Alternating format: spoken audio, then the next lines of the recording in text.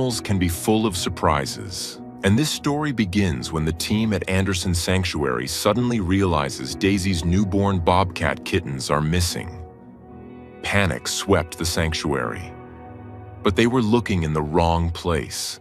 The tiny wild kittens are far too young to wander off. And the kidnapper wasn't a threat at all, but a fluffy domestic house cat named Bella. When the sanctuary staff rushed to the scene, they found Bella curled up with not only her own babies, but also the missing Bobcat kittens, nursing all of them together. What followed was an extraordinary act of love that would rewrite the rules of nature. And when the Bobcats grew up, something even more astonishing happened. Before we start, hit the like button and make sure to subscribe if you haven't, and hit that notification bell so that you won't miss any new stories. The morning sun over the Anderson Sanctuary usually brought with it a chorus that only those who loved the wild could truly appreciate. Located in the rolling foothills of the Smoky Mountains, the sanctuary was a patchwork of dense hardwoods, murmuring creeks, and carefully constructed enclosures designed to be invisible to the outside world, but a fortress of safety for those within. Normally, the air was filled with the chitter of squirrels, the distant, mournful cry of a red-tailed hawk, and the rustling of leaves. But on this particular Tuesday in early April, the air hung heavy with a silence that felt unnatural, broken only by a sound that tore at the heart of everyone who worked there. The thin, desperate crying of the rejected. At the center of this crisis was Daisy. Daisy was a bobcat, a creature of tawny gold and shadow, with ear tufts that twitched like antennae and eyes the color of polished amber. She had come to the Anderson Sanctuary 2 years prior, found as a starving orphan juvenile near a farmer's cornfield in Ohio. She had been too comfortable with humans to be released back into the wild, a common tragedy in wildlife rehabilitation, but not tame enough to be a pet. The sanctuary had become her forever home, a place of safety where she was admired for her beauty and spirit. When the staff realized Daisy was pregnant, the result of a brief, carefully monitored introduction to a male bobcat named Jasper for a breeding program intended to bolster the genetics of the captive population, there was jubilation.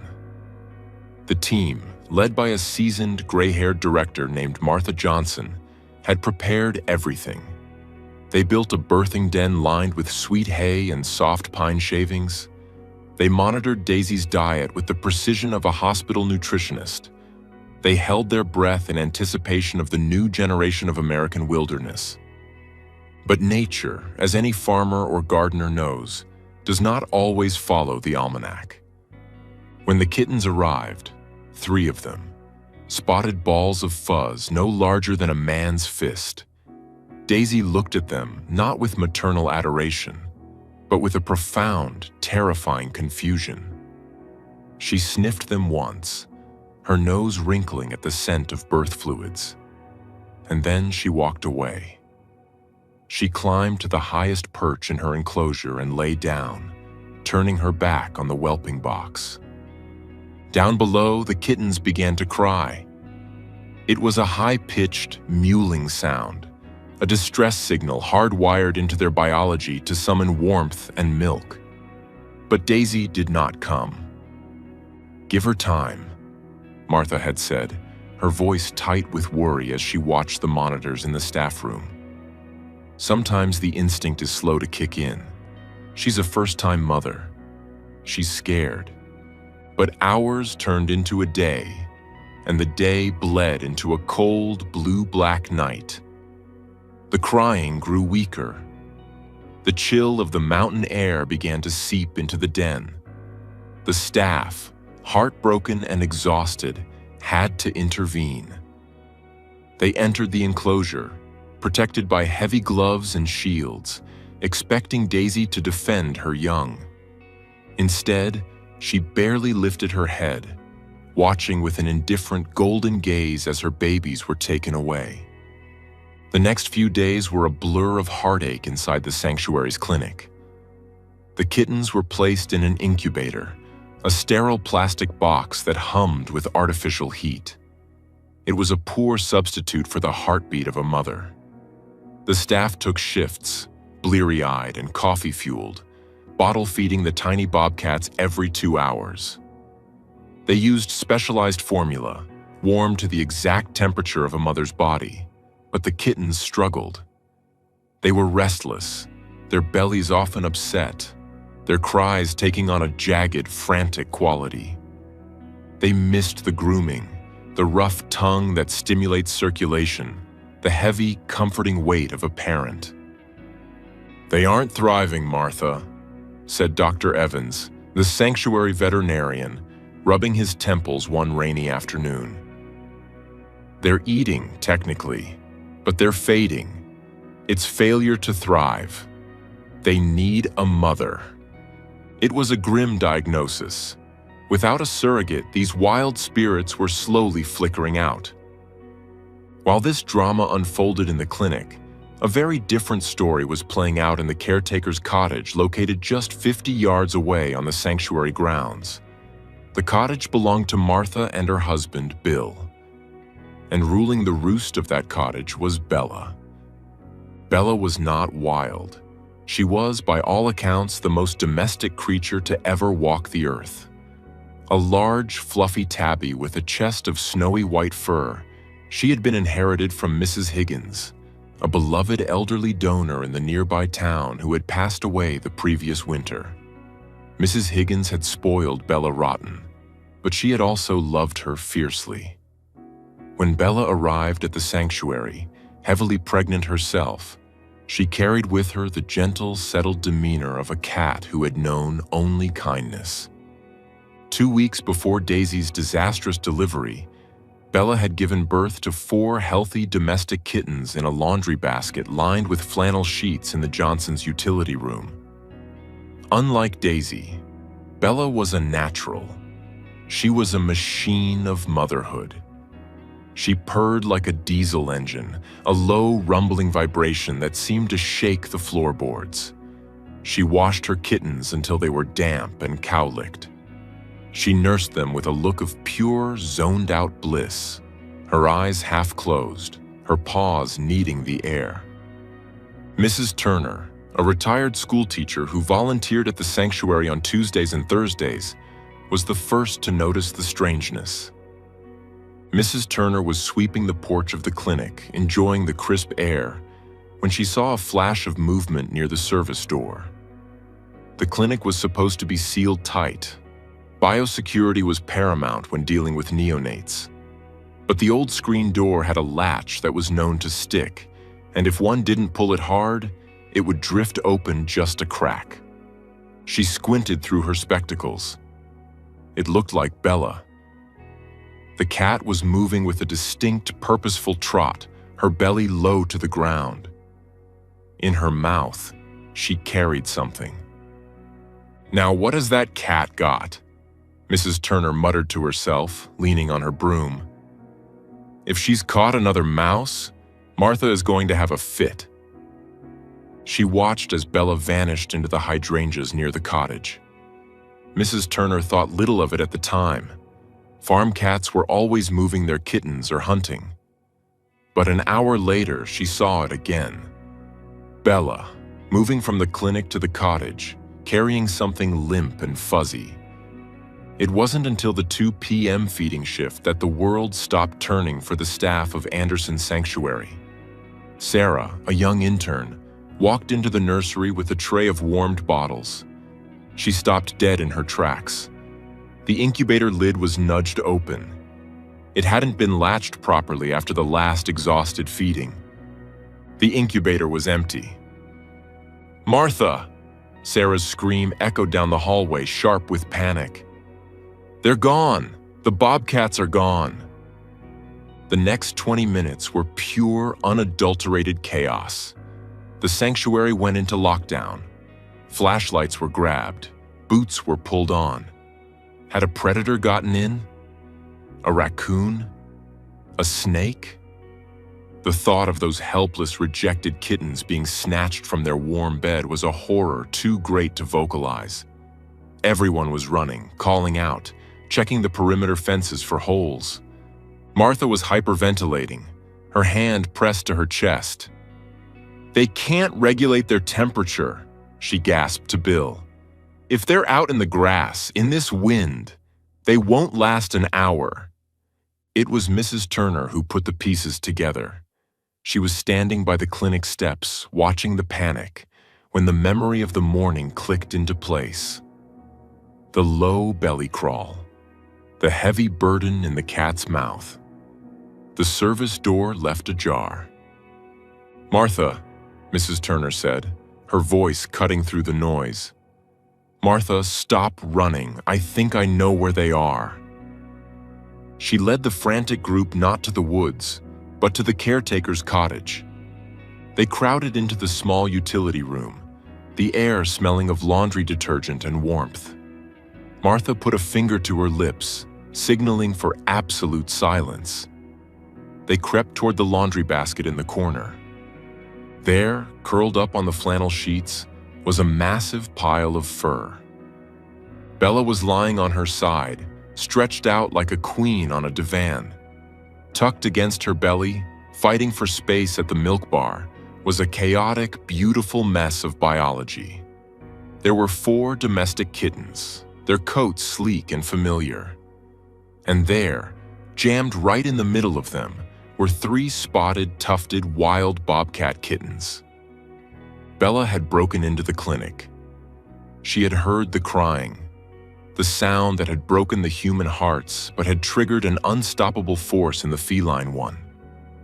She had listened to the distress of babies who were cold and unwashed, and she had decided that if the humans weren't going to fix it properly, she would. One by one, she had carried them. A bobcat kitten is heavier and denser than a domestic kitten, but she had hauled them across the yard, up the porch steps, and into her basket. The silence in the room changed quality. It went from the silence of fear to the silence of awe. Martha covered her mouth, tears instantly springing to her eyes. "Look at her," she whispered. "Just look at her." Bella looked up at the intruders. She didn't hiss. She didn't panic. She gave a short, sharp cheer-up, a sound of greeting, and then leaned down to vigorously lick the head of one of the bobcat kittens. The rough tongue rasped over the wild fur. The kitten, which had been fighting the bottle just hours ago, was now kneading Bella's belly with giant, rhythmic paws, nursing with a vigor that shocked the vet. "She's kidnapped them," Bill said, a grin breaking out over his weathered face. "She committed a heist." "She didn't kidnap them," Mrs. Turner corrected softly. "She rescued them." The relief was palpable, but the reality of the situation set in quickly. This was unprecedented. A domestic cat raising wild bobcats? There were risks. The milk composition was different. The strength of the bobcats would soon outstrip the domestic kittens. Dr. Evans stepped forward, observing the pile. "We have to be careful," he murmured. "But look at them. They're warm, they're quiet, their stress levels have dropped to 0. She's giving them something we can't bottle. Comfort." They decided to take a calculated risk. They would not separate them. Not yet. For the next few weeks, the laundry basket became the most interesting place in North America. The sanctuary staff moved the whole family into a larger, secure pen within the cottage to ensure Bella had room to escape if the nursing got too aggressive. They supplemented the bobcats with bottles, slipping the nipple into their mouths while they lay against Bella's fur, tricking them into getting the extra nutrients they needed while they thought they were nursing from mom. Bella didn't mind. She seemed to view the humans as helpful sous chefs in her kitchen of motherhood. She disciplined the bobcats just as she did her own. If a wild kitten bit too hard, She gave them a sharp bap on the head with a velvet paw. If they wandered too far, she grabbed them by the scruff, her small mouth barely fitting around their thick necks, and dragged them back. The most touching moments happened in the quiet of the evenings. Martha would often sit in the rocking chair by the pen, knitting, just watching. She saw the domestic kittens, agile and quick, climbing over their hulking foster siblings. The bobcats were clumsier, their paws huge and heavy like boxing gloves, their legs thick and sturdy. They would wrestle, a tumble of spots and stripes.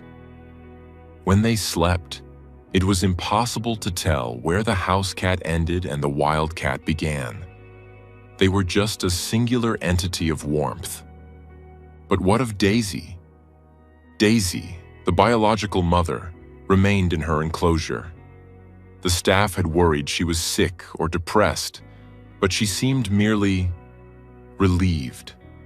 She returned to her solitary, elusive ways, climbing her trees and watching the birds. She was a wild animal who simply hadn't been ready to be a parent. It wasn't malice. It was nature. As the weeks turned into months, the differences in the litter became undeniable. The domestic kittens began to look like miniature cats, elegant and refined. The bobcats began to look like linebacker toddlers. They growled over their meat bowls. They didn't meow. They made strange, guttural clicks and rasps. Their play became rougher. Bella, the little tabby with the heart of a lioness, began to look small next to her adopted children. Yet, her authority never wavered. Even when the male bobcat kitten, whom they named Bear, grew larger than her, he would crumble into a submissive role if Bella gave him a stern look. She had imprinted on them a respect that no human handler could ever replicate. However, the sanctuary knew the clock was ticking. These were not pets. They were wild animals destined for a protected life, but a wild life nonetheless. The day came to move the bobcats to the outdoor kindergarten enclosure, a large fenced area with trees, tall grass, and climbing structures, situated right next to the main bobcat habitat. It was time for them to learn to be bobcats. Separating them from the domestic kittens was relatively easy. The domestic cats were ready for adoption and had families waiting in line for the famous siblings of bobcats. But separating them from Bella felt like a betrayal. "We can't put Bella in with them overnight," Dr. Evans said. "They're getting too strong. Playful aggression could hurt her." So they compromised. They moved the bobcats to the outdoor enclosure, and during the day, they allowed Bella to have visitation rights. It was a strange and beautiful sight. The 3 adolescent bobcats would be prowling through the tall grass, practicing their stalking, looking every inch the predators they were.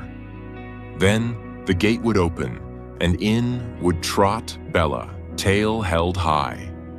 The reaction was instantaneous.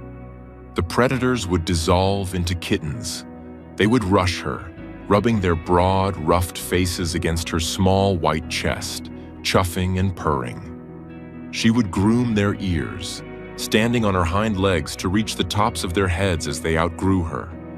She would walk through the enclosure, inspecting their logs and dens, making sure her children were keeping house properly. And then, the second miracle happened. Daisy, the biological mother, was in the adjacent enclosure, separated only by a heavy wire mesh. For months, she had ignored the world. But as the kittens grew and as Bella visited, Daisy began to come to the fence. At first, the staff panicked. Would she be aggressive? Would she attack the mesh? Martha watched breathlessly one afternoon as Bella, having finished grooming Bear, walked over to the fence line where Daisy was sitting.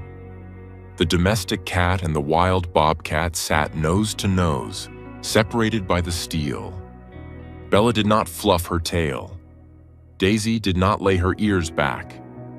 Instead, Daisy let out a soft, inquisitive chuff.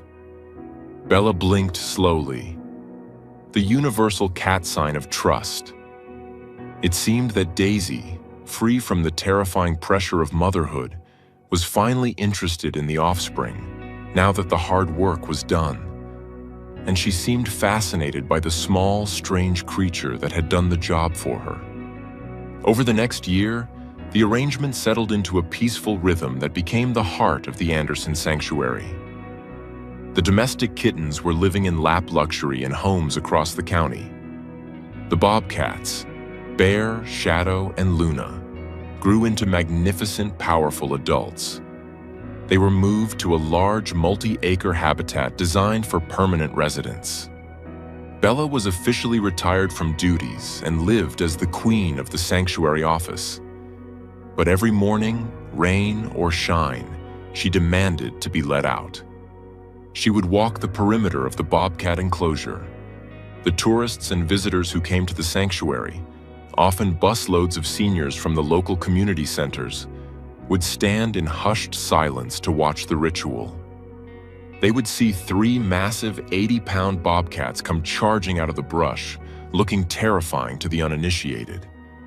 And they would watch them throw themselves against the fence, not to break out, but to get as close as possible to the little calico tabby sitting on the other side. Bella would sit there for hours, just keeping them company. And remarkably, Daisy joined them. The 2 mothers, the biological and the adoptive, formed a strange, quiet sorority. They would often be found sleeping on opposite sides of the same fence post, basking in the same sunbeam. Daisy, who had been so aloof, seemed to learn a calmness from Bella. The tension that had defined her life in captivity melted away. Years passed, as they do. The seasons painted the mountains in greens, then golds, then whites. Bella grew old. Her muzzle turned gray and her trot slowed to a stiff walk. The arthritis in her hips made the journey to the enclosure harder, but she never skipped a day. The staff would carry her on the bad days, wrapping her in a blanket so she could see her babies. The bobcats seemed to know. Animals have a sense of time and frailty that we often underestimate. When Bella visited in those later years, the bobcats didn't charge the fence. They approached slowly, pressing their bodies gently against the wire, offering soft chuffs of greeting, sitting quietly with her as she dozed in the grass. They were protecting her, just as she had protected them when they were small enough to be carried in her mouth.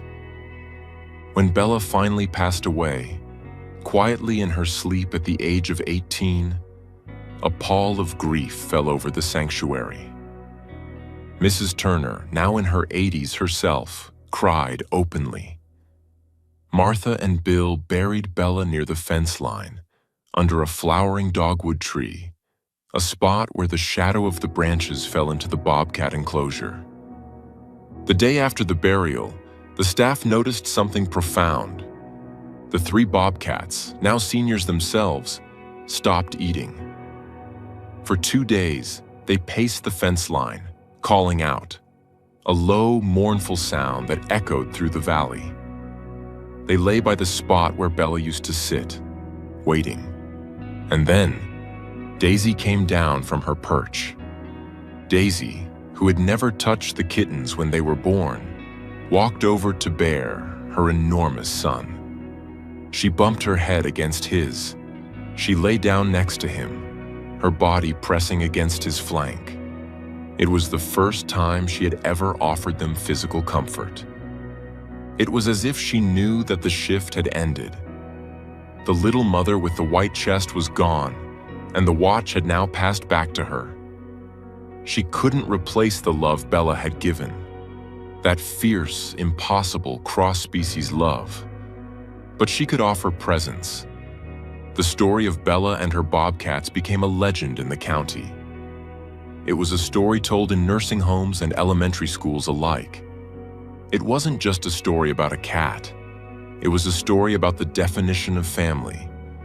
It taught that family isn't about blood or species or matching spots. It is simply about who shows up when you are crying in the dark. It is about who picks you up, who keeps you warm, and who teaches you to be strong. And for the elderly residents who visited the sanctuary, leaning on their canes and watching the descendants of those bobcats play in the autumn leaves, the story offered a profound comfort. It was a reminder that it is never too late to be cared for, that love can come from the most unexpected places, and that even when we feel abandoned, there is often someone, somewhere, ready to carry us home. The sanctuary still stands today, and if you go there, just as the sun sets over the Smokies, and you stand by the dogwood tree, they say you can still feel it. A warmth in the air, a gentle vibration in the ground, like the purr of a very small cat with a very large heart, watching over her wild, beautiful children forever.